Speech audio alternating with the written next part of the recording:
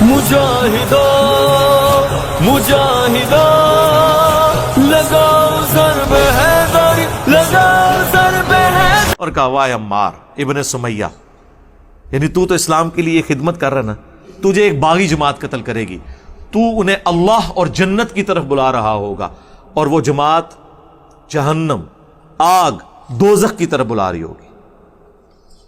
بسم اللہ الرحمن الرحیم. ساتھیوں کی طرف سے کافی اصرار ہو رہا تھا کہ آپ حضرت عمار بن یاسر رضی اللہ تعالیٰ عنہ کے متعلق جو حضور علیہ السلام نے فرمایا تقتلک الفئۃ الباغیہ، اس پر آپ ذرا کچھ اپنا کلپ ریکارڈ کروائیں.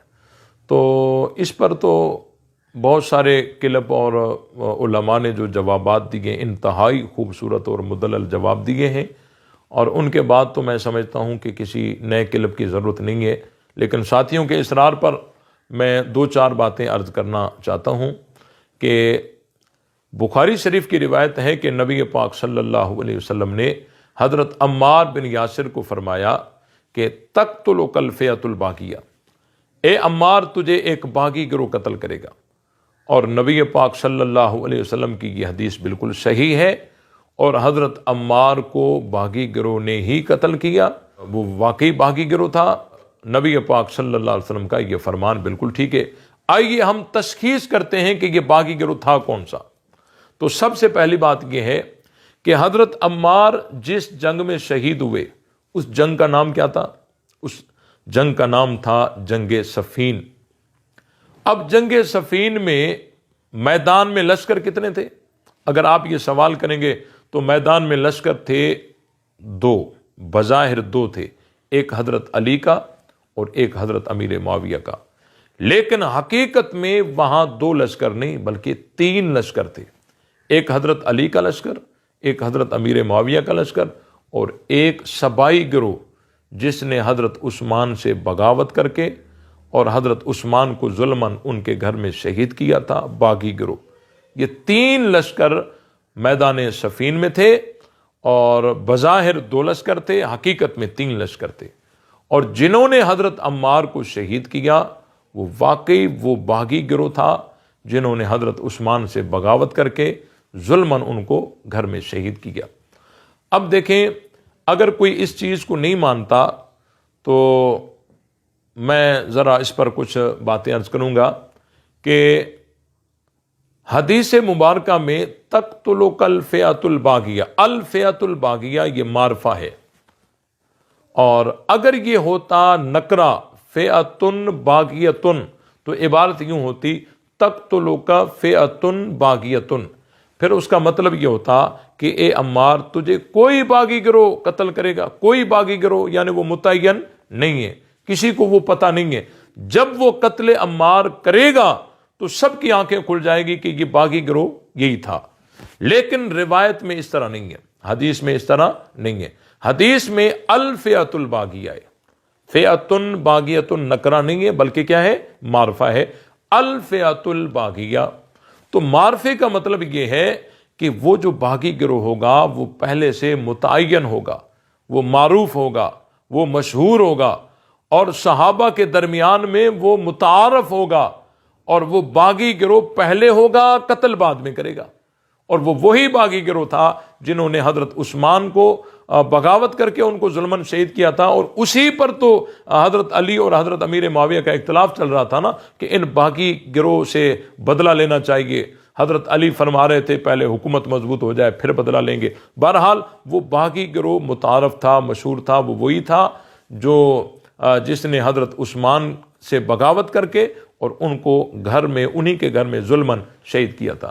اگر کوئی اس بات کو نہیں مانتا اور اس کو زبردستی حضرت امیر معاویہ پہ فٹ کرنا چاہتا ہے تو ہم ذرا ان کی خدمت میں گزارشات کریں گے کہ بخاری شریف میں ایک روایت ہے، دوسری جگہ نبی پاک صلی اللہ علیہ وسلم نے حضرت حسن رضی اللہ تعالیٰ عنہ کو ان کے لیے فرمایا ابنی ھذا سید لعل اللہ ان یصلح بہ بین فئتین عظیمتین من المسلمین، کہ یہ میرا بیٹا حسن سردار ہے اور اس کے ذریعے اللہ تعالیٰ مسلمانوں کے دو عظیم گروہوں میں صلح کروائے گا، مسلمانوں کے دو عظیم گروہ ہوں گے، ان میں صلح کروائے گا۔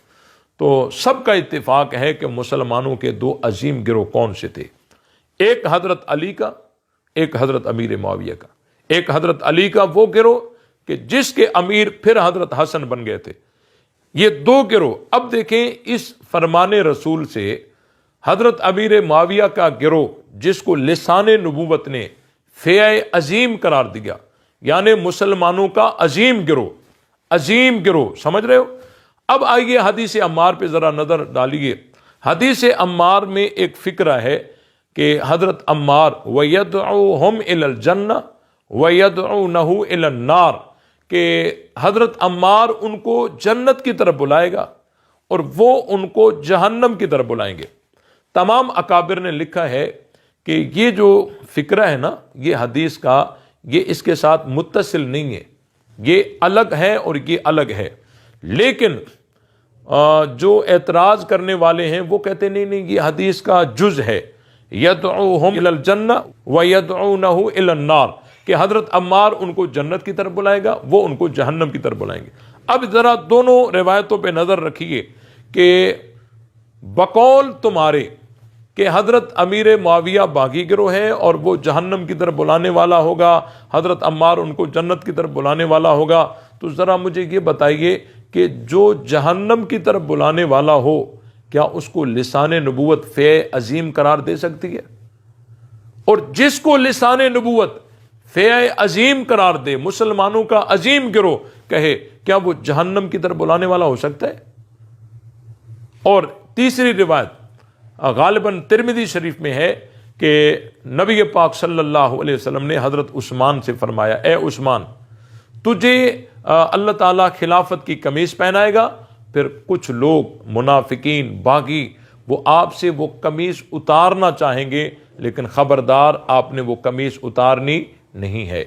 اب ذرا ان تینوں روایتوں کو سامنے رکھ کر تھوڑا نتیجہ آسانی سے نکل آئے گا کہ حضرت عثمان اگر خلافت کی قمیص اتاریں، حضور روک رہے ہیں، خبردار آپ نے نہیں اتارنی، اور حضرت حسن خلافت حضرت امیر معاویہ کو دے رہے ہیں، اور حضور علیہ السلام کئی سال پہلے حضرت حسن کی اس عمل پر مدح کر کے، تعریف کر کے اس کو سید کا لقب دے رہے ہیں اور اس کی تعریف کر رہے ہیں کہ یہ میرا بیٹا، اس کے ذریعے مسلمانوں کی دو عظیم جماعتوں میں یہ صلح کروائے گا اللہ تعالیٰ اس کے ذریعے۔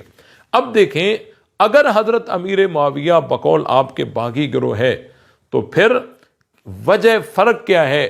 حضرت عثمان اگر خلافت کی قمیص اتار کر باغیوں کو دے تو حضور علیہ السلام روک دیں، اور حضرت حسن جب خلافت حضرت امیر معاویہ کے حوالے کر دیں اور بقول آپ کے کہ وہ باغی تھے، تو یہاں حضور تعریف کریں۔ حضرت عثمان کو روک رہے ہیں، حضرت حسن کی تعریف کر رہے ہیں۔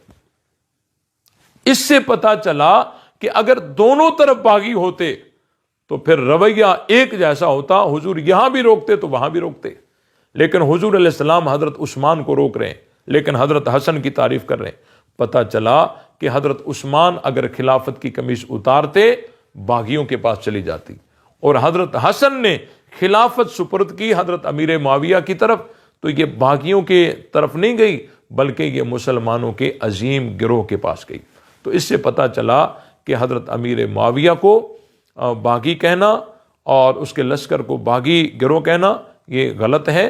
اور دوسری بات یہ ہے، یہاں سے ایک اور بھی بات ثابت ہوئی کہ حضرت حسن نے خلافت جو ہے وہ حضرت امیر معاویہ کے حوالے کر دی، تو پتہ چلا کہ ان کی تو ایسی تیسی ہو گئی نا، جو کہتے ہیں کہ جی خلافت تو آسمانی منصب ہے اور لوگ نہیں بنا سکتے، آسمانی منصب ہے۔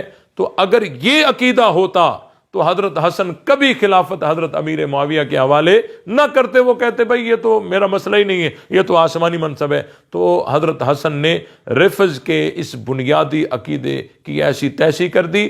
اللہ تعالی ہم سب کو صحابہ اور اہل بیت کا صحیح معنی میں ادب اور احترام کرنے کی توفیق بخشے۔